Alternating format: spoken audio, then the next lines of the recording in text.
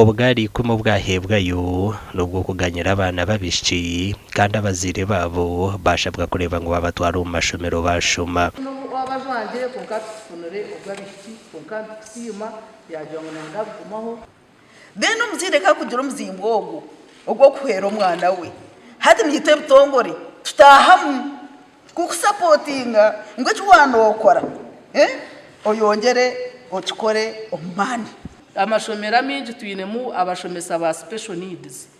umwana no mutayo nkogu nayego kandika izina rye nashoma ahara kena yayenda nagumiza mu senior na yayenda nagumiza mu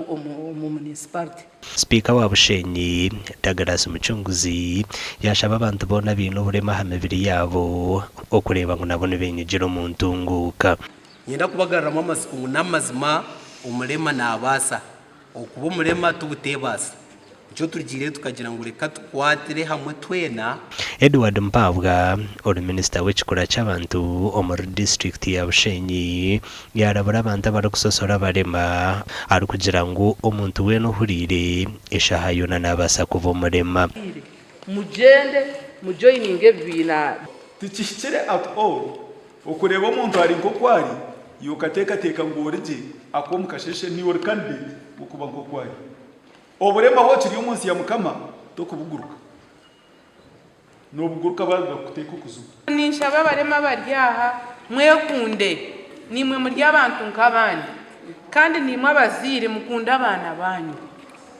ahabo kuba hanganwe yagize iki bamwe omubazire babana batunga obuhwezi bayireko kusima abana bitu babire batambura hansi omwitaka atine chikuba yamba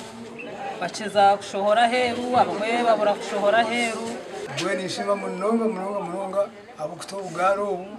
umama ari byakenda bagambire yayine ataha tumuriraho so abazire neza kushaba abana mbe mbiremo